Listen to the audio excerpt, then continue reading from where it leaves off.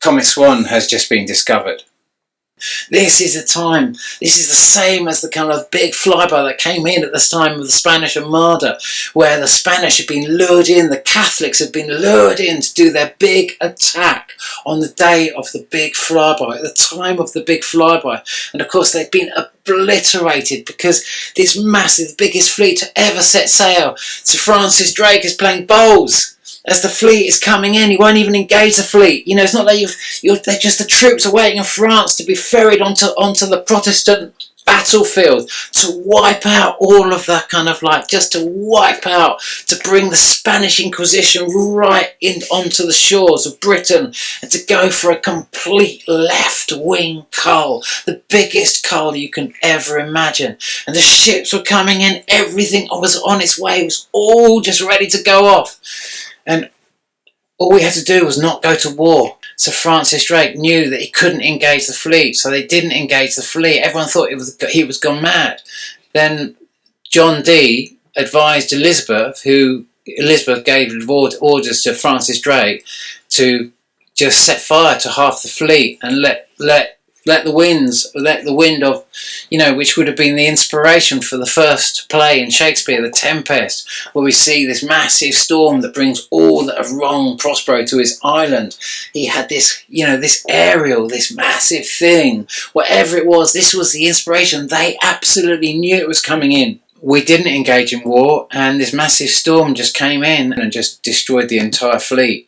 We're in this kind of big religious story, and you can see that the Spanish Inquisition could be coming. That's what I wrote. Laughing Gas said that they're trying to bring the Spanish Inquisition to British shores, and that this if we allow this, and this is the kind of crazy direction it's all going. Hello, ladies and gentlemen, Dave Dobbs here. It's the 16th of September 2025. And oh my goodness me, we are right in the thick of it now, aren't we? Absolutely right in the thick of it. It's so much is going on. Comets are flying by. Comet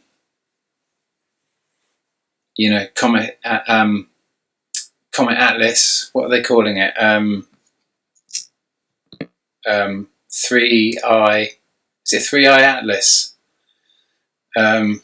C-2025 N1 that's coming in clockwise, as in, all the planets are normally moving counterclockwise, but this is coming in clockwise supposedly, but coming in on the ecliptic plane. And I obviously haven't got this same model running with how I see things, but I've just heard that that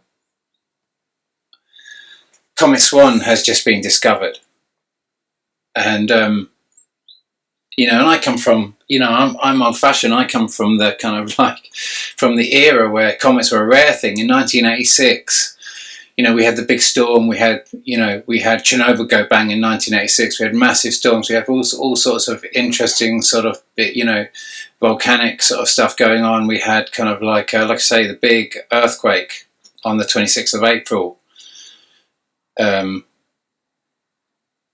1986, I think, and on the 23rd of April, the same day as Chernobyl went bang. And I always think that this is, I'm of a mind they could be very linked. That the seismology, that the kind of the burst of electricity could have caused the pump failure, and like a surge, like a massive surge in Schumann resonance that could have caused the pump failures in the same fashion that the pumps could have failed at Fukushima, because I'm of a mind that it was the same flyby. But like I say, in 1986, that's when we last saw kind of Halley's Comet, and it was just like, wow, once in a lifetime. And then we got to kind of 1998, late 97, 98, and Comet Halley-Bopp. And we were like, wow, Comet Halley-Bopp, this is incredible, 2 comets in your lifetime. And then suddenly we get to 2011 and Comet Eleanor turns up. And the first in my timeline of flybys. And, and then every 200 days after that we get another comet, which I log in my flybys. I mean, there's just been so many comets and near-miss asteroids and all the rest of it. And now is just like those sort of times. We're just getting massive activity, lots and lots of stuff going on.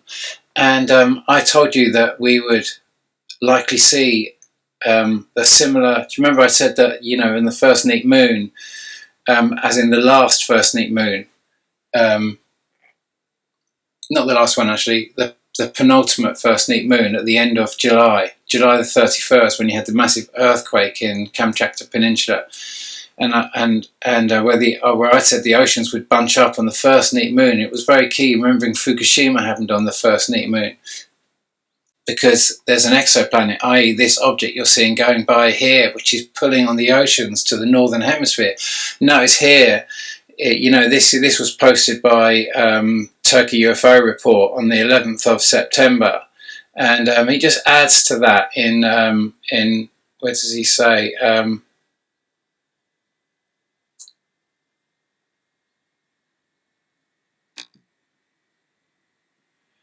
Yeah, he's just like, look, NASA says it's Comet Atlas, but it's a comet bigger than the planet Venus. I mean, let's be realistic about the size of the tail here and everything else like that. This is supposed to be tiny. And let's just, you know, this was on the 11th of September, and that's why I kind of brought that shot in, just to kind of give you some reference, because Earth is over here beyond, and 3i Atlas is basically on the other side of the solar system.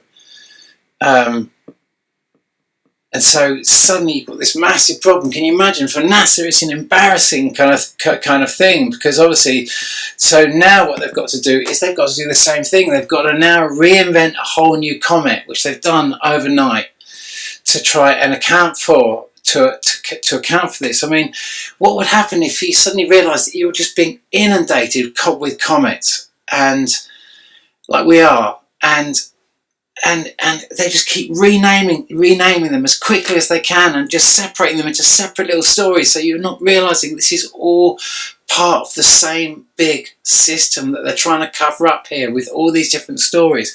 You know, I've got the movements of these objects absolutely down to a point, because do you remember I said that, well, let's go to the astronomical model just to explain that, because we also, you know, as well as all the other sightings, we're getting this, and I'm of mind this is the object that you're actually seeing here, and this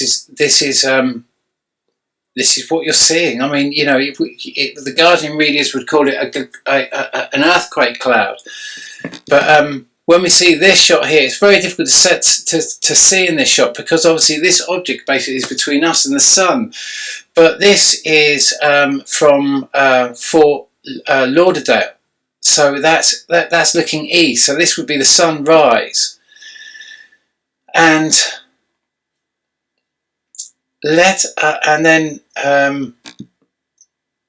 well, that's just talking about the seismology. We're going to go to that in a shake. There's Fort Lauderdale, so that's looking out east. So let's go to because if we start there, see the sun's rising. Oh, excuse me, I've got a boat going by. So we've got this huge great glow here, very similar to the sort of glow that was coming up from the horizon. The shot that Matt Rogers got on the 15th of August 2016, where it comes clean over the horizon and drops back down again, which is this same object. This is the same object. So we'll have a quick look at that Matt Rogers shot as we go back to my model now. But this is where the video starts off, around about here. And then if we come over to here, you can see it's like it's dropping down.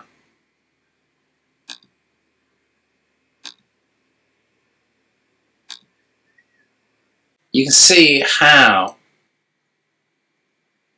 it drops down as the sun's rising, and that tells you a lot about its movement as it's arcing down away from us, as it's going past us. You know, this is a big story. This is taking, because it's coming in it's going actually the same direction as we're going round the sun at the moment, because it's come off the primary that it orbits, which is not our sun, but it's being pulled into our sun in the same direction as our planet is going around the sun, not clockwise, as in we're going anti-clockwise, but they're saying that the comet 3I Atlas is going clockwise, the reverse direction that we're going, kind of almost on the other side of the solar system. And here we can clearly see, we've got all the evidence. I've told you you're going to see it. I've charted every point of it. I've charted all the earthquakes. Imagine me turning around and saying that you're going to see the oceans bunch up in the northern hemisphere like they did in the southern hemisphere when Fukushima happened, when this object flew by in 2011 on the 11th of March. Imagine the opposite of that. Now it's in the northern hemisphere, and we've predicted all of these flybys. I've been doing this for a very, very long time now, and so accurately predicting these earthquakes because of the way in which they affect the moon primarily, and that's the biggest effects that we're getting. It's the moon that's actually affecting us, except it's being pulled up higher than it normally goes, so it's pulling on the oceans in an unusual fashion, and that is what's creating this kind of like dynamic. So sorry, just hearing Shanti. Excuse me while I just shout out Shanti. Shanti, come on! Shh! Sorry. Dog in the distance, dog barking at someone. Oh look, someone's coming up with, someone's wheeling something up. Always got to shout out just so everyone knows she's friendly. Shanti! Come on! Sorry. Just makes it sound friendly, doesn't it? So we all got to try and be a lot more sounding, a lot more friendly in what we're doing, because that's not really going on at the moment. Anyway,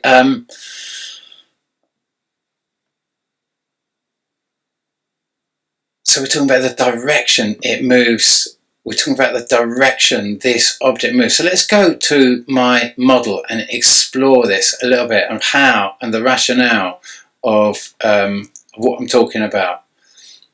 And realistically, this is going to be the better model to work with. Or is it? Is this one that goes from 2021 to 2004? Yeah, so okay, so we'll work with this one. It's a bit jumpy, but it's got a lot more overlays, and then we can drop back to this one when we need to.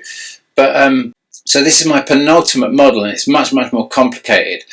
And but it probably, so because this model doesn't go up to 2025, I've got to go to the previous flyby, because this goes only up to about 2020, 21 or something. And then I built the later model, which is actually, I've got these two the wrong way round, as in the sun and the other object, that all these objects are coming off, that in this model it's up here. You can't see the object, you can only just get the idea of these things coming off this object, but from this perspective in the model anyway. It does expand out when you actually watch the whole thing, but we're just kind of focused on a very small period of time, and this is an 1800-year model showing the movements of 1800 years, so it's a very complicated thing, but we can explain it in simplicity. But because it doesn't run up to 2025, we have to go 12 years back, and we will see all the same things that we're seeing now. So we'll come to 2011, and we can see Kerberos, what I call Kerberos and Charon, named after the moons of Pluto, which is why I call them that, because I'm of mind that this object up here, which in this model I call Pluto, is also Uranus, is also Neptune, is also Jupiter. It is this blue planet that keeps getting recreated, just like we've been doing with our comet, over and over and over again, to keep us away from the big system that this big blue planet really is, and this big deception that's been thrown over us with the standard model, which is a massive deception of what I think it's a massive deception of what Newton said. In actual fact, you know, I often show the 50p coin. I won't put it up right now, but I might do it as an overlay. But the 50p coin that I say has got that's the celebration to Newton. It was a 50p coin that was a kind of like a celebration, or whatever you call it, to Isaac Newton. And it's got what I understand the real model that we're really living in, or very close to what the real model is, and it's nothing like the contemporary kind of standard model, the standard Copernicus model that we have in our head, the 500-year-old antiquated model that just doesn't explain any of the crazy sightings we're seeing, what we kind of take as standard at the moment. Obviously, just it really doesn't work, and the more you get into it, the more it blows you away of how ridiculous the whole model is in actual fact, and why it really is what the model is on the 50p coin. And then the other day I saw that that on the pound note it had the same model that was been on that I'd found on the 50p coin, and I'd used that, an old-fashioned pound note, and I can remember for a big part of my life that was my standard tender, that it had been hidden in plain sight, that same symbol. I'll find the picture and I shall put it as an overlay to this. Anyway, staying with this, so we can see in 2011, so that same model, that same flyby that we're seeing here, 2011 plus 12 years, because all these planets move in cycles of 12, ironically. Not that it takes 12 years for them to do a rotation, but it takes 12 years to come back to the same point they were 12 years before. And you'll see how they work. In actual fact, it will get more complicated if I throw more information in on top of that right now. But needless to say, that was, if I go to this model now, sorry to be a bit confusing, but we can do 2023, but we'll explore what this current model is doing. But these are these two separate shots that caused the two earthquakes in Turkey at the beginning of 2023, and I said look out for them, you're going to see exactly these shots, and people say, oh, they're a lenticular cloud, but they're a lenticular cloud on this side. They're a very unusual, very specific thing to see. Notice it's a lenticular cloud that's not sitting over a mountain. That is literally a flyby of an object with the iron oxide in its tail. Iron ore basically in its tail. And so that is this is why I could predict all this, because we've been, by the time this had come back round to that shot in 2023, we'd got all the shots of it, everything. There's multiple objects. It was become a massively complex thing to study for so many years. But so this is 2011 here, but it's also 2000, we can see it, its movements as 2023. And it crosses at this point here, as I described in my last video and many of my videos. It crossed here in at this time, but this kind of, it's like the Earth is kind of moving more in this direction, and actually it's like these objects are shooting in more in this direction, almost perpendicular to each other, you know. And not quite, but it's good 30. It's good. It's not a 90, but it's not a 90. It's kind of closer to a 45 or something like that. Maybe even larger than a 45. I'm not too sure, but you can see that there's one's kind of going this way, one's kind of going this way, and so we kind of like it goes past us very quickly, and this does, just to give you the maths of it, in the 12 years it takes for it to go round. So we would have gone round the Earth 12 times in 12 years. This object will have gone round our sun and round the object that it orbits 11 times in 12 years. 11 times. And so is that right? Yeah, 11 times. So it takes, if you like, yeah, but basically that means it syncs up every 12 years. So it's dropping back 1 month every year to come back to the same place. It's dropping back 1 month every year, and that's how we've worked its movements out, because of all the different sightings they've occurred a month before and a month before, and then you know, there was the maths get really complicated, because I predicted so many flybys with my 200-day model, not really understanding any of this. When I first discovered this, as I first noticed, they came every 200 days, And then every 400 days, I'd notice that I'd be about 4 days out, and I'd start coming up with this kind of really weird, odd, reoccurring 396-day pattern. And then one day, I'd kind of just stuck it into my calculator, and I'd divided 300 and... Well, basically, I'd worked out that 396 days is exactly 13 months. And we can see that in the same kind of mathematics as Jupiter, because Jupiter moves one calendar month in 1 year. And so it moves one calendar month further forward than it was every year. It's moved one calendar month further forward than it was the previous year. So, okay, so we notice that it's gone past there. And then it shoots, we're going kind of this direction. Let's go back to the beginning of 2011, sorry. You know, we're kind of going in this direction. It's kind of going in this direction, and so and then it's basically it's gone. It's far ahead of us. You know, we're going to rotate around the sun. It's not going to be anywhere near us. We have to wait until we go to. Is that right? Did I just get that? Yeah, 2013, which is like 2023, 24, this year, 2025. And then what's happening is that we're syncing up at another stage.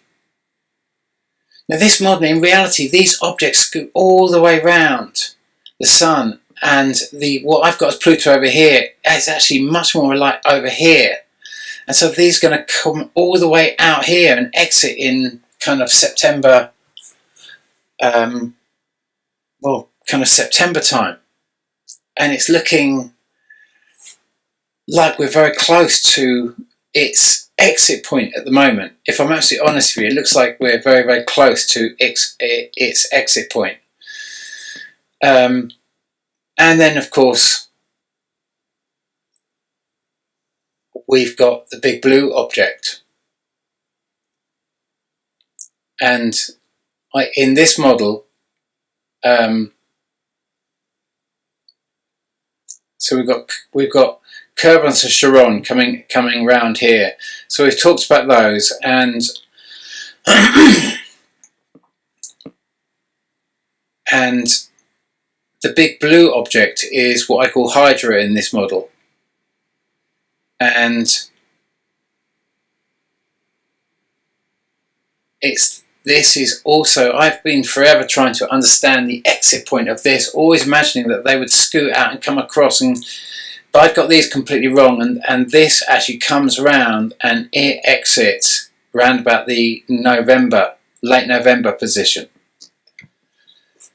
And so it's kind of like, you know, though it seems like this comet that we've got going by right now, which is one of what Alex Luhan called the pair, and we've got many shots of the pair travelling together. But the big blue one.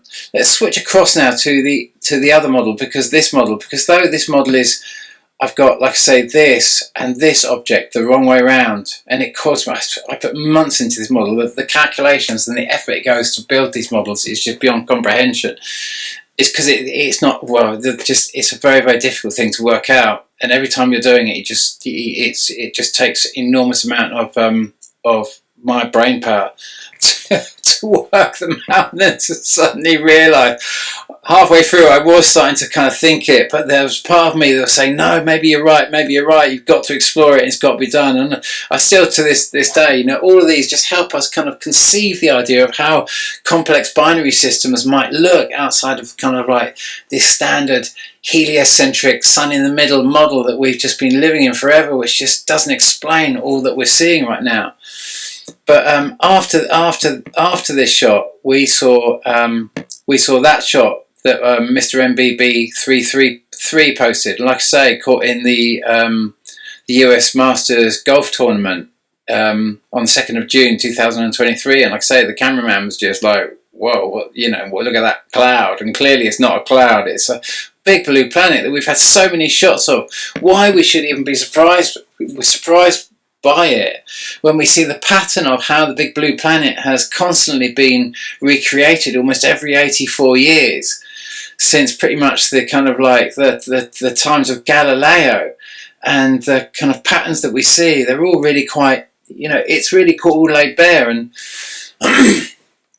so we've got basically a big system next to us, and all the objects coming in. If I just very slowly go, well, that's flyby. That was in 2022, and I'm of mind that's the object. There, it's coming. If you like, it's coming towards us at that point in its cycle, but it's distant. But it's on its exit trajectory there. And we're seeing it, and this is where it's coming out from, sort of thing. This is its kind of pathway out. I'm of mind, and I'm of mind that that November is going to be late November is going to be possibly later, but ironically, this object is that I've got, that I kind of imagine that somewhere between late November and early December. It's difficult to say if this object, we've charted this for such a long time. I've made such a job charting this, and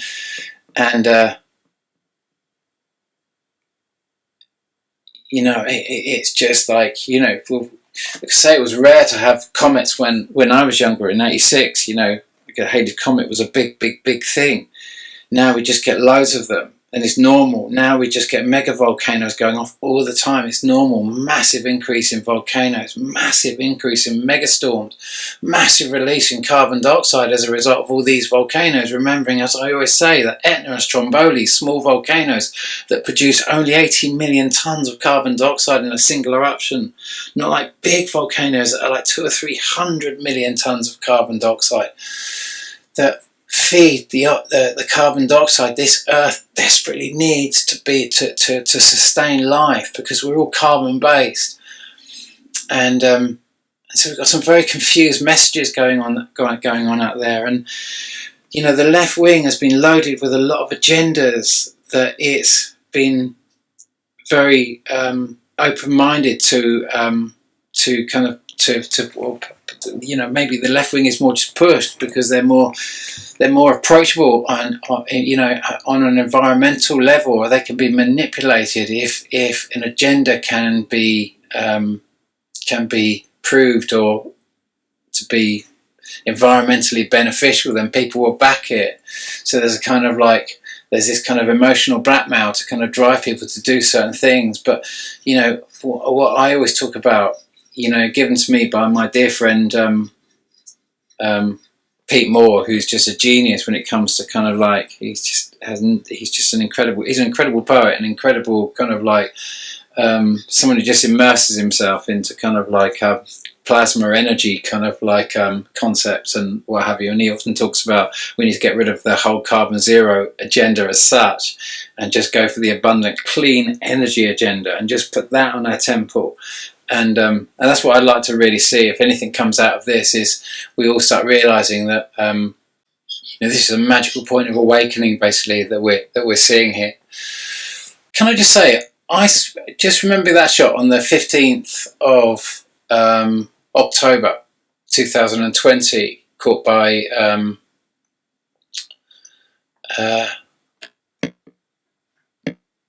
Calvin looking for Hobbes, I think. And I don't know if anyone saw it, but at the end of Mr. MBB333's video, some time back, this was about 3 weeks ago, witnesses knew something wasn't right the moment he looked up. That was not the video. That was not what I don't think he was looking at. Well, that wasn't the shot relative to the title. But he posted this at the end of the video in his he wasn't talking about it. It was just the credits and the and all the music and that sort of stuff as he closes, and he showed that shot. And I nearly, you know, I was just like, oh my goodness me, because that is a massive flyby. That is literally a massive flyby, and I'd love to know the date. And if anyone knows that date, I'd love to find out what date that was posted. But like I say, that's the first time I've seen it recently. It could be an old shot that he hasn't. But I was just like, oh my freaking god, oh my god. That's literally a massive flyby, and I'm just wondering if this was, because that was the first time I'd seen it posted, and it was quite recently. Anyway, that was on the 20th on the 15th of the 15th of October 2020, and that was another shot. Nick Thomas, do you remember this is because this is the same object that was eclipsing the sun in late November 2020 that World of Science showed. Well, World of Science showed first for me anyway. I think it, excuse me, my phone is ringing. Sorry about that. So that's when, you know, back in 2020, I was thinking, oh, we're going to work out what the exit corridor of this object and many of these objects are, you know, because we'd seen, you know, the 20th of January when the big tsunami had happened in 1606, and then the 20th of January, the big date in 1939, where this kind of model on this kind of level begins, and then on the 20th of January, on the 20th of January 2017, when this shot had come in, and it was Trump's inauguration, and it was just like, I'd said, look out for it, you're going to see it, and it was just absolutely incredible, massive, beyond comprehension. And this is a different object to the one that's flying by us at the moment, because we're next to a massive system, and all of it is like Pluto and its 5 kind of like orbiting planets. That's what we're kind of next to, and this thing's basically effectively got 4 or 5 orbiting planets that we can see. So it's looking like Pluto. It's got the mathematics of Pluto. We're all thinking it's far away, having no idea that we're right next to the bloody thing. But there's just been so many epic flybys of this thing. And remember this shot here that was on the 1st of September 2019, and I said look out for it, and you're going to see it coming in, and Alex Luhan caught it here and posted it, and I was saying you're going to see it, it's going to come in, it's going to fly by, and you think we're seeing it from September position, you know, and it's coming in, sure enough, and it's going back out. Clearly it isn't orbiting around our sun, it's coming in and going around something over here. This was absolutely seismic for me in terms of my understanding of this whole system. Finally I had the critical evidence with this shot that this was clearly not orbiting our sun, that our sun was not its primary. That was just a magnificent, overwhelming understanding of what was really happening right now. That it was just, you know, there's been so many incredible shots in this, as we've charted this. Remember, I'd come out after the kind of shot in 2000 on the 20th of January 2017 for this flyby, and it had literally come in on the day I turned up in America to talk about the flyby, to talk about this specific flyby. You know, there's been so many magnificent shots, and that shot on the 13th of January, Dil Martin's last shot, one of his last shots, and of course this epic shot, which is, I'm of mind, if we've seen this object coming in and now we're watching it going out, oh, is it ridiculous to think that our planet should have a close flyby of Jupiter, if Mars is getting a close fly of Jupiter here right now? And this was on the 14th of October 2016, and I just find that quite interesting, that 14th of October, because I can't remember the name of the movie now actually, but I saw a movie recently that had the big flyby, that was going to be a big planetary flyby, and it was the end, and the day they were having the end of the planet was ironically on the 14th of October, whatever year it was. And and it was very, very odd that they chose the 14th of October. But I'm not too sure what year it was. If we can find that as well, I will add that to it. But and that was that shot, Matt Rogers shot, this is the same object caught in 2016, except that now at that point, if it was, what we have to understand here is that at this point here, this object, the Earth is going round the Sun, and this object is actually, this is why this model is incorrect, and that's why I've got to correct these models, because I made so many errors. Because if this was on this side, it would make a whole lot of sense, because this would be coming in and this would be behind Earth, so to speak. And so I made the corrections, got it all right, but I got the two the wrong way round at the end of it. I couldn't believe it. So if we go to 2016, say on the older model, let's use that one because it's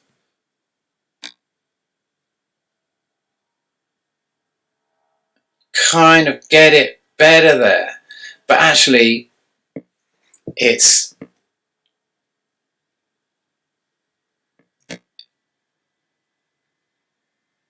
because I've got all of these coming from north to south and south to north and that sort of stuff, and they've been doing that for all the time that these things have been doing these flybys. They've been coming from north to south and south to north, and not really coming anywhere near our planet as such. But when they're coming in on the same ecliptic plane, they come in much closer. And but in reality, what had happened was that you can see it there. I'm going backwards there. It had come over the light, had come over the horizon at 10:45 at night in Hull, and then gone back down again, and you can see all the debris in its tail. So Earth was actually coming round, and this object, whichever one it was, Kerberos or Charon, was actually way behind us here. And so you're seeing from the sunset, because on this side of Earth you're going to see the sunset side, and this side is the sunrise side, so to speak. In terms of when you're looking at the sun, you know, if you like, sort of thing. It's you know, and so he's seeing the sunset. So he's seeing it on this side at sunset, and you can see all the debris in its tail. So it's literally back here, and he's just seeing it. Well, it's coming along here, and he's just seeing it clip over the horizon level. You would see it in that model as well, except that, like I say, if that was over there, then everything would make a lot more sense, and all this sinking and everything else like that. So it will get redone. It will get redone when I get enough time. But like I say, it's a massive. It's like it takes me months to work it all out, especially to build 1800-year models and all the rest of it. And I'm not an animator, and I haven't used various different software. You know, packages to try and build it all, and it just takes forever to make that mistake. I was like, no. But anyway, okay, so that's where we are. You got September, October, November coming in. We're in it now. We've just had a big flyby. You know, it wasn't as kind of seismic as I thought, but certainly now we're starting to see. Now it's gone past us. See, they're bringing this in. They're bringing this passage in, by the way, for where I'm talking about this blue planet that's going to cross. They're saying it's going to cross in early December, and I'm saying it's going to. And ironically, the big blue one is looking to cross in late November, early December also. Isn't it quite interesting? So, okay, so just evidence towards that as well, as much as so there's just been, like I say, the earthquake in Kamchatka Peninsula again. The original reason I was showing you that model is to explain actually the neat moons as well. So, there's the Earth. Going around the sun, you can imagine the moon's going around the Earth. I'll do it big in this fashion, and you can imagine that when it's between the sun and the Earth, that's the new moon stage. and then the first quarter moon after that is the first neap moon, and then the next quarter is obviously the full moon, and the last quarter is the third quarter neap moon, the third quarter or whatever, and then you're back to the new moon again. And so I'd said that if this object is above us and coming in at the end of July, you're going to see on that first neap moon at the end of July, you'd see the oceans rising, and we could get tsunami sort of material. Sure enough, we get the tsunami right at the end of July, exactly on schedule. Then the object carries on going, as in the object's coming in and drawing the moon above its normal ecliptic rotation around the Earth, and so it kind of pulls on the oceans in the northern hemisphere on that first neap moon, and then locks back into its full moon kind of like in line point, and it locks back into when it's at the new moon point. It kind of locks in. This is its pivoting kind of edge, and it rises up or drops down either side, sort of thing. And so what's going to happen is that this object, it affects us here, and we saw earthquakes certainly around the new moon, and we'll have a little look at some of those as well, and then it's carried on past us, and we're getting the shots in the morning, in the dawn light, of this object doing just what we saw happening in Matt Rogers' shot on the 15th of August 2016, where it was behind us. Now it's just come past us, and it's just going ahead of us, which means that we're very close to its tail, but it's also we're very close to its exit point. We're very, very close to debris right now. We are closer now to debris than probably we've been in the whole cycle of this right now. And this light object, if you like, is flanking the big blue object that this is really all about, that we're going to meet in October, November, because now we're on the same, all these objects are now operating very close. We're on the same ecliptic plane for the first time. It happens about every 84 years. Well, it doesn't happen but it happened now and 84 years ago, and then you'd have to, well, I could very briefly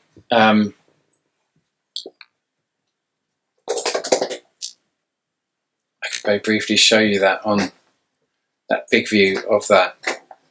Oh, there was the pair, by the way. There's so many more shots on this one. I was putting all the overlays to 11th of February 2016. That was the pair. That was the second shot of the pair that Becky Lewis caught on the 28th of March. But 14th of October 2013. Again, we see that 14th of October. Very, very cute. The big blue object there coming in.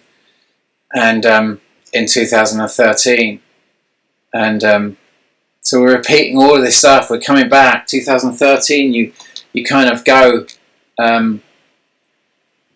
12 years ahead of this, and you get to 2013, you get to 2025, come back to this object coming in, and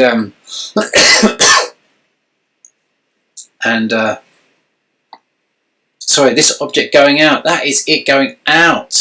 So it's going towards the night sky there. It's not coming towards us, it's gone past us, so to speak. And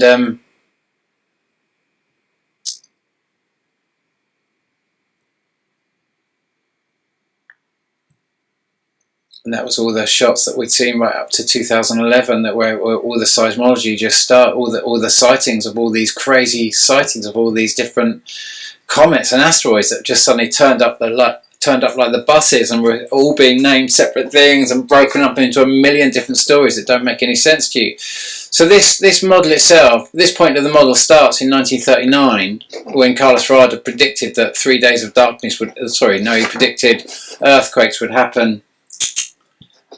He predicted that earthquakes would happen on the 20th of January 1939 due to the big blue object flying by. And so we have Jupiter coming in, Earth coming round, and then all these flybys sink into this. And I think I've got this right, although I've got a funny feeling even there's going to be corrections to understanding this as well. But and then we can kind of see, if we go back to the time of well, let's go back just very briefly to 262, 3 days of darkness, earthquakes all across Asia, all across Europe, all across Africa, the downfall of the Roman Empire, all the plagues, the famines, the whole thing fell apart, and the Romans were running to Constantinople to reform as the Roman Catholic Church and to come up with a whole new control mechanism. And that's exactly where the Sun and what I call Herculobis rather than Pluto in this model, which is what Carlos Rada called it. So that's 262, and then we carry on going, and we go for basically 900 years, and we're all kind of on the other side of the big system. We're all on the other side of the big system that our Sun and this other object orbit. But as we get to we started getting to Galileo's time, when Copernicus's time first of all, and then Galileo's time, we're starting to get closer and closer and closer. And this is where we start seeing the sightings of this new star and trying to predict, trying to understand how these planets move, like they're moving in some pirouette that we don't really understand. Like, how does this system move? It's all just all over the place, not realising there's a much bigger system going on because of our orbital mechanics. Now we're starting to come to William Herschel's time, and now we're going to come up to the Carrington event, where all the electrical pylons fell over, and anyone electrical machinery, anything that electric just worked without being plugged in. 18, when was the Carrington? Maybe I've got it. 1846, discovery of Neptune, and then 84 years later, obviously, it's going to be Pluto. But 1859, the Carrington event, where every electrical machine burns out simultaneously around the globe. Pylons collapse in many places, many are electrocuted, and many electrical things work without being plugged in. 1930, the discovery of Pluto and this whole big cycle. But what's actually happening here is that we're probably better caught on this model is excuse me, if I just toe forward to this point, is 1930, where we cross at this point in 1930. It's like we are plunging through the ecliptic plane of the solar system, of the big system our Sun orbits. So this is our Sun and its planets on its orbital path, cutting through the ecliptic plane of the Jupiter system, which is on a slightly different ecliptic plane. And at some point, at the moment, all these objects have been on the same ecliptic plane, because this is the crossing point. And then I'm of a mind that our Earth then drops below, and these objects have been coming up, or it's been the other way around, but I'm of a mind, I think, the Earth is now ascending above the ecliptic plane of the system, that all these objects are now coming up to it. I might have that the wrong way around though. Every time I do it, every time I play with it, I get so complex that I see it in so many different ways. But overall, that is kind of like the 1939 to 1944, 45. That would be that kind of point, and this point here is kind of like 2017, 2018 to kind of like 2025, 26, same sort of crossing point on both sides, where you get all the long duration volcanoes, all the crazy storms, everything going mad, all the big earthquakes, everything goes off. You're right at the end of this crazy thing now.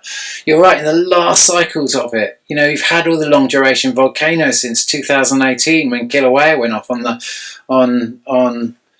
May the 4th. And then, we've just seen, like I say, the most incredible long duration volcanoes going off everywhere. Okay, so end of astronomical models there. I think we've explored why we've come to the first neat moon after the third neat moon now. And I said, when you get to the third neat moon, you're going to get, obviously, this object now going out the other side. It's kind of coming out the other side now. And we're seeing it going ahead. You're seeing all the incredible shots of it. like, what more do you need? Obviously, they're going to invent a new comet to justify that, because they have to, and then we see shots like this that have just been posted by Chinese military shoots down meteor or alien ship. Another new comet appears. 3i Atlas update. So this was posted by Evolutionary Energy Arts. This was like yesterday, 14th, the day before yesterday, and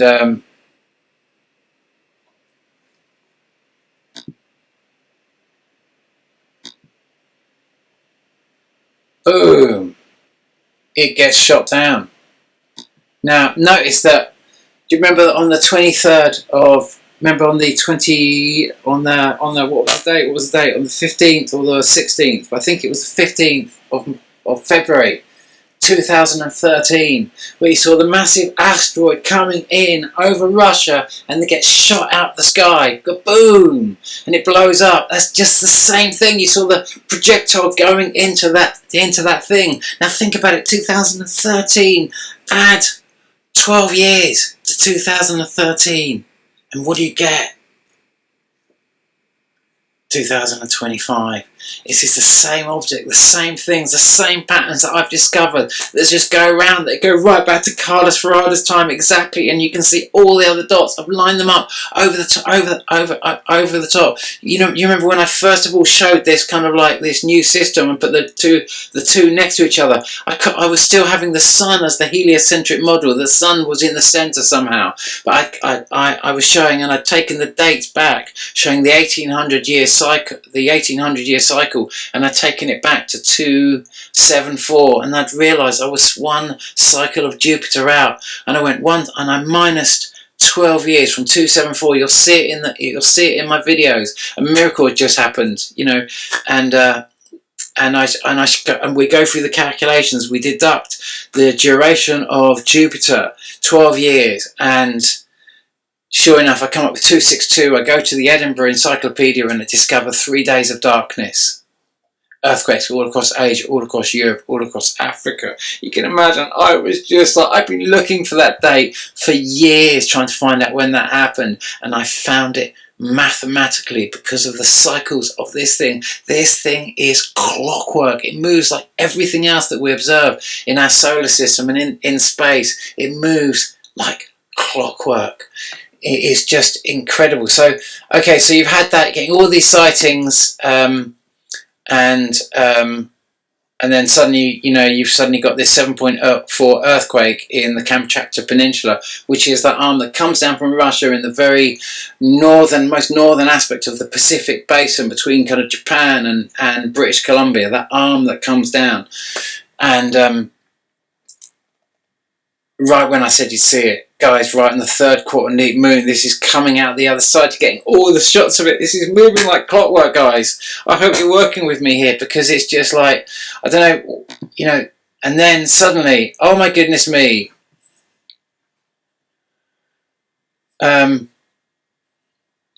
this guy's very interesting because his name's Dr. Astro Geotech, and he makes a lot of videos about volcanoes, and yet he never really connects the dots with kind of like comets, and yet he's showing comet swat. That's not a criticism, by the way, because I love it. He's very informative. Not that he should, because not many people can have been able to connect the dots. I've devoted my life to trying to understand this, because I know that this is going to be the only time in 1800 years we're ever going to have a look at this whole thing, which means that to look at this, to see all these comets, and to pay attention to this, and to connect to the cosmos through this, because how can you be cosmic if you can't connect or even attempt to understand the cosmos? If you have to block it all out because it interferes with some story you've got about building nuclear power stations on fault lines to stop the carbon dioxide spewing out of volcanoes.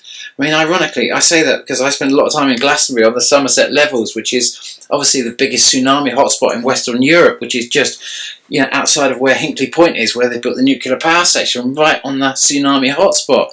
But here we go. Oh my God, Comet Swan. Now, why do they call it Comet Swan?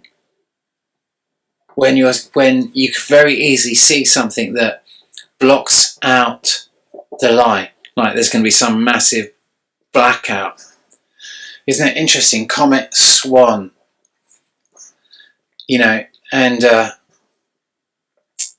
it's quite likely to do with the orbit of its tail. It's doing some kind of swan neck in somehow it orbits. You know, they do unusual things. You know, obviously the stories are just ridiculous. Every time this comes up, the next comet comes in, and it's just over and over and over again. It's become so normal now. It's as normal as massive storms that take out whole cities, which used to be utterly abnormal. Once in a kind of biblical events, once in 1,000-year events are happening every other day at the moment. Massive, massive flooding, massive stuff going down. You know, the oceans are going to start boiling. And so when I talk about this here, if we talk about that shot here where we're seeing seismic uptick in Iceland, and I said you're going to start seeing activity. This whole fault line under the Atlantic, the mid-Atlantic ridge, is going to start getting really active and boiling up the oceans because of all the activity that's coming in. This is the time. This is the same as the kind of big flyby that came in at this time of the Spanish Armada, where the Spanish had been lured in, the Catholics had been lured in to do their big attack on the day of the big flyby, at the time of the big flyby. And of course they'd been obliterated because this massive, biggest fleet to ever set sail. Sir Francis Drake is playing bowls as the fleet is coming in. He won't even engage the fleet. You know, it's not like they're just the troops are waiting in France to be ferried onto the Protestant battlefield to wipe out all of that kind of just to wipe out, to bring the Spanish Inquisition right in onto the shores of Britain, and to go for a complete left-wing cull, the biggest cull you can ever imagine. And the ships were coming in, everything was on its way, it was all just ready to go off, and all we had to do was not go to war. And so what happened was Sir Francis Drake knew that he couldn't engage the fleet, so they didn't engage the fleet. Everyone thought he was gone mad, and then the Spanish, and then what happened? Then John Dee advised Elizabeth, Elizabeth gave orders to Francis Drake to just set fire to half the fleet and let the wind of, you know, which would have been the inspiration for the first play in Shakespeare, The Tempest, where we see this massive storm that brings all that of wrong Prospero to his island. He had this, you know, this Ariel, this massive thing, whatever it was, this was the inspiration. They absolutely knew it was coming in. And so but we didn't engage in war, and this massive storm just came in and sorted everything out before the shit could hit the fan, before the Spanish Inquisition came. And so we're in this kind of big religious story, and you can see that the Spanish Inquisition could be coming. That's what I wrote Laughing Gas, said that they're trying to bring the Spanish Inquisition to British shores, and that this if we allow this, and this is the kind of crazy direction it's all going. And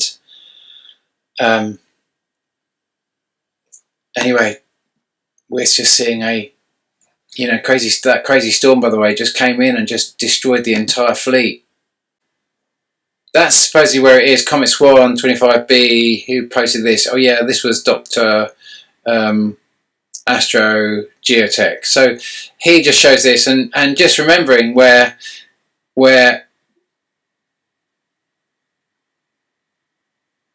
September 13th, 14th, 15th, 16th. So that is where it's supposed to be. Now just go back to that shot.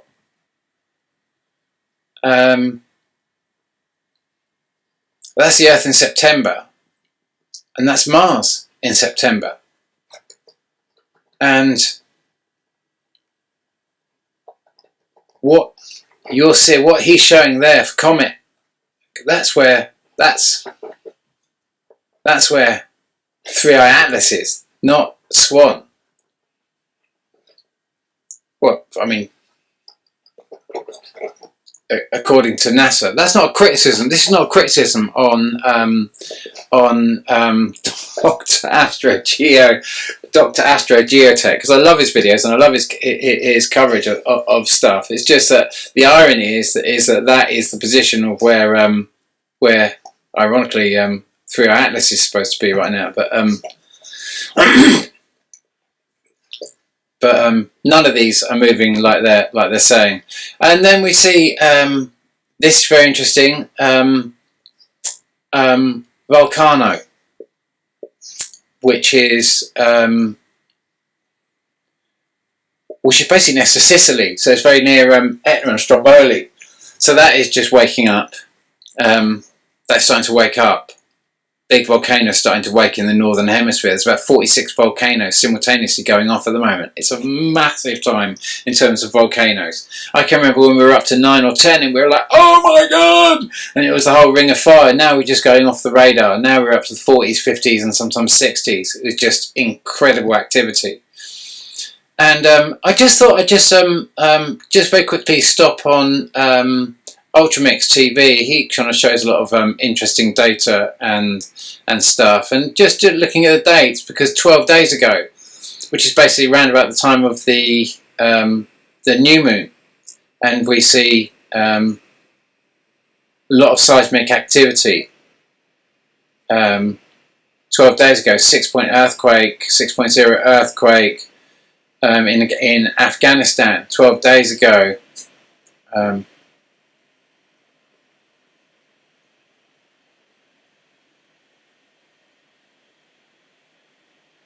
What was the other date? And then, of course, exactly 1 month ago, you have the kind of like I'd say you got the big earthquake in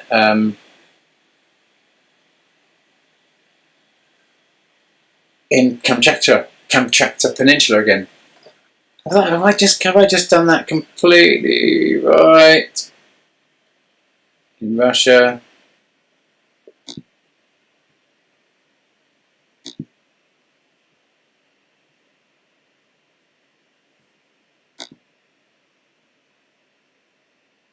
Yeah, sorry, 1.5 months, because we're the 15th. So they put 1 month ago, but it's 1.5 months ago, so to speak.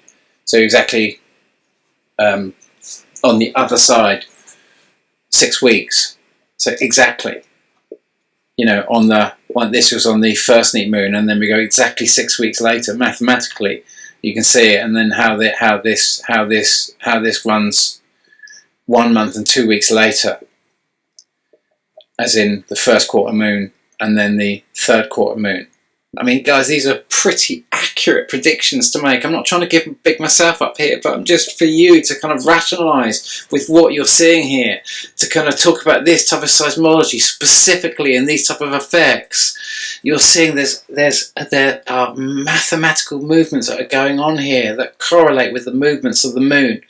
And that we can see the same thing happen with Fukushima, happened on the first quarter moon, and you can see the same thing happened with the big earthquake in Sichuan in 2008, which I found out when I built my penultimate model. I couldn't believe it, because it was listed actually as quite a small volcano at first, but small earthquake. It ran about January, February, March, April, May the 12th, maybe. 2008, and it was just absolutely devastating earthquake. So many big buildings fell over. They knew that this passage was coming in. They knew it was going to be absolutely mental, and that's why the property market massively collapsed. They pulled their money out of safe investments because they knew it was going to be a hazardous time. That was the big blue one coming in and going out. Back in 2008, not the little ones that we're talking about now. These are much smaller ones, even though these smaller ones are the size of planets. Not like this big Jupiter thing, which is it's not the size of Jupiter as you understand it. Jupiter isn't that big as you've been led to believe. It's about the size of Earth. So these smaller objects that with the big tails, they're like I don't know how big they are. Probably the size. I just don't know how big they are, but I'm guessing they're considerably smaller than Earth. But how much smaller, I'm not too sure. But they're very dense by the looks of it, and they carry this iron oxide in their tail, and they seem to flank the big blue one, which I'm understanding is our second Earth. Is the home of the fifth dimension.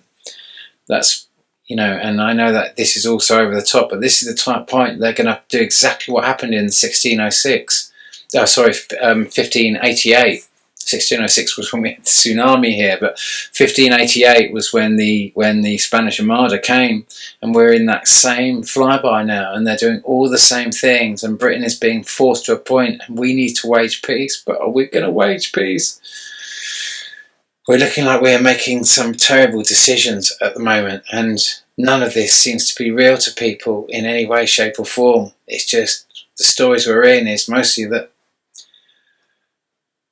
Trump's the second coming, and the left wing have fallen apart. They've become embroiled in so many kind of like, well, they've been embroiled with so many kind of negative things, from the ouchies to kind of like, you know, they were the strongest enforcer of the ouchies. They were the strongest enforcer of the carbon zero agendas, the kind of strongest enforcer of so much of the woke agendas, which is all being used now against them in the whole kind of like, in the whole Charlie Kirk story. It's just, you know, and I don't know if anyone watched the Dollar Vigilante or Jeff Berwick's last video. It was just absolutely incredible. I really recommend watching his last video and what he had to say about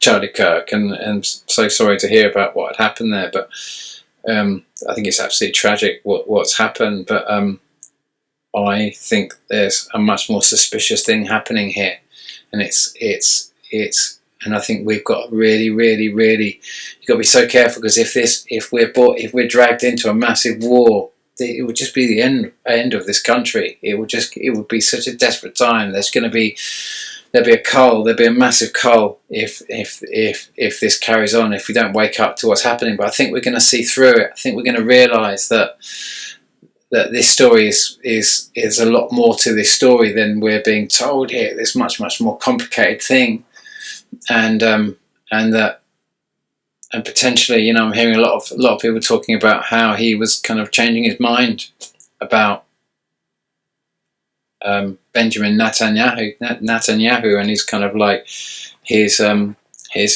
policies in Israel, and so we're hearing a lot of people talk about this, and there's a lot to explore there, and there's a lot to unpack there. But so I'm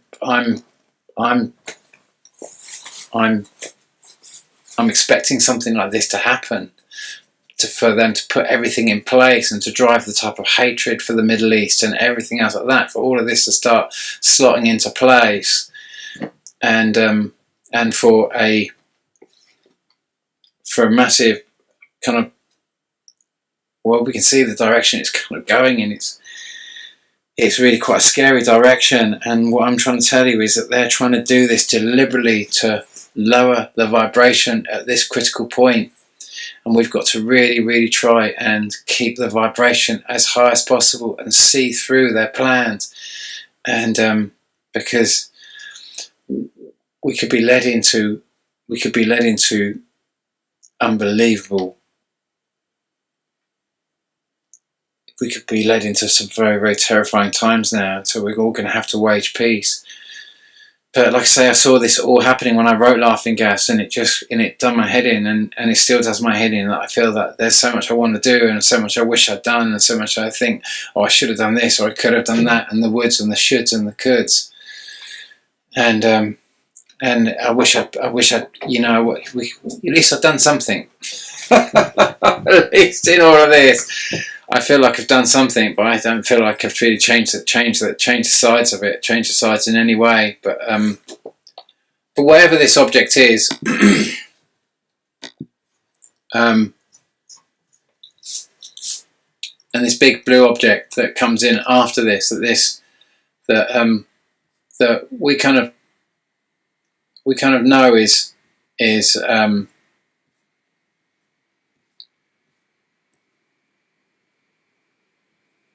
I was going to come to it in 2023, wasn't it? We saw that shot in 2023.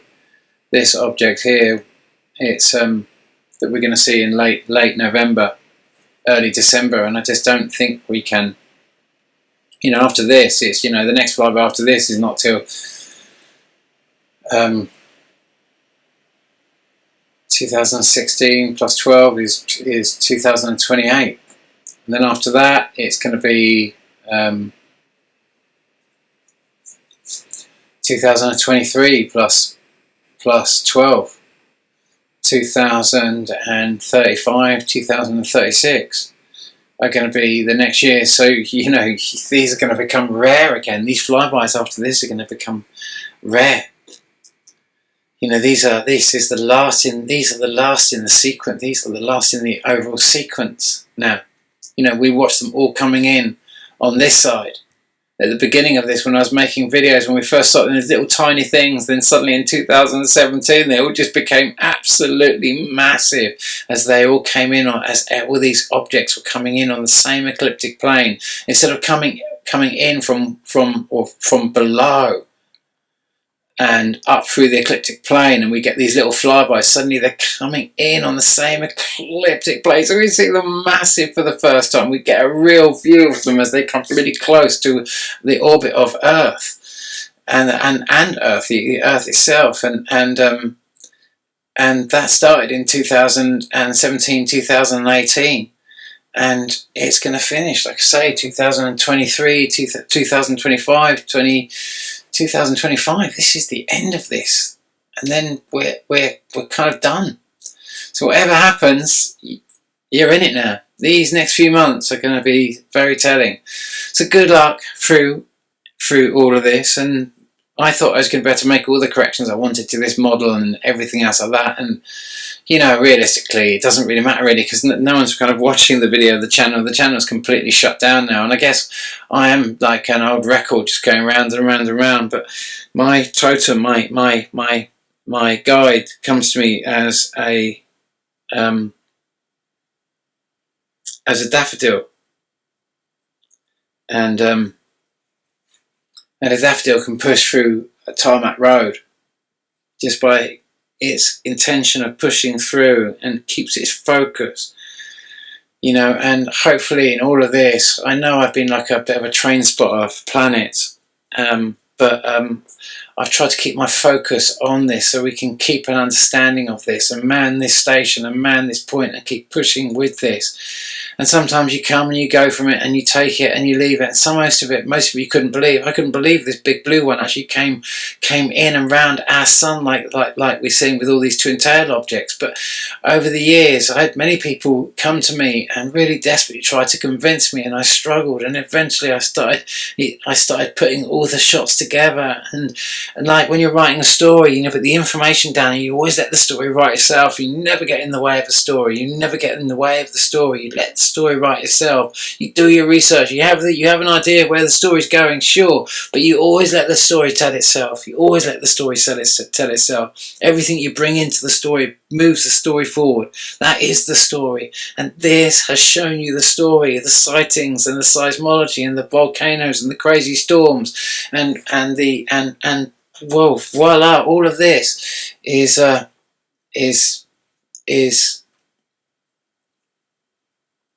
story of the movements of this. It is what it is. So honey in the heart, 1,000 thank yous. Try to wage peace. Try to find a way to bring peace into this equation with everything you can do at the moment. Everything you can do. I'm so sorry if I'm locked up in so much difficulty. For me, I can see it so detailed, even though I don't know how this is going to pan out in the end. I'm told by the gods that unprecedented peace will be waged on this earth, and I so hope that comes from within my own country as well. Not this massive kind of like not for us to all be plagued and be led into this massive war, and that we will rise to the challenge and overcome. And I pray that we will, and wish you so much help and love and guidance and assistance from the highest channels through this process. And you know, what was that? You know, I don't come to this from a Christian place. I know I was brought up a Christian, but I connect with the source, and I'm open to so many different faiths and so many different ways of connecting. But I can remember in the Lord's Prayer, though I walk through the valley of darkness, I fear no evil. And it's so important that we are coming into that point of darkness in many different ways. And it could be that this object blocks out the sun and it goes so dark. You know, we've seen it before, 3 days of darkness on this earth. We know that this thing happens. We've got accounts of it in various different texts of the sun getting blocked out. It's what I saw in my vision when I was first shown this object that made me make all these videos of the sun being blocked out and everyone scared, screaming out, "Where's the sun gone? Where's the sun gone?" And so I've always had that in the core of my visions, of my working. And when I make my models of how I was seen, when I shown seeing our Earth with no light hitting it, and then turning around to see the sun and seeing this object coming towards me and going past me and heading straight towards the sun.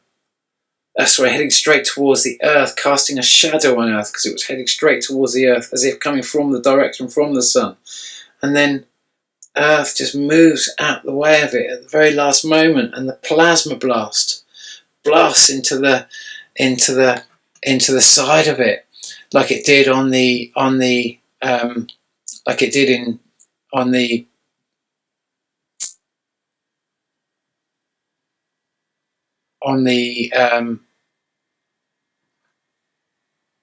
14th of October 2016, and then boom, it was the other way round. No, it was that way round actually. The Earth went past it, and the plasma blast. Is that right? No, it went past the Earth, so the Earth would have been moving around this direction, and it went, and it missed Earth, but this massive, great charge shot into the side of it. Ironically to see that, because when I was talking about that for years before that this shot came in, so you can imagine when this shot came in, and I've been talking about that in the vision, my first vision, that all of these models were built on understanding that first vision of how that could work and trying to make that, you know, mechanically work and in this sort of fashion. But yeah, they're going to try and do their big manoeuvre now, and we're all going to decide whether or not we're going to wage peace. And this is where we're at. This is it. You're in it now. You're here. You're in it. So, honey in the heart, 1,000 thank yous for following me this far, and I wish you all the love in the world. Ciao.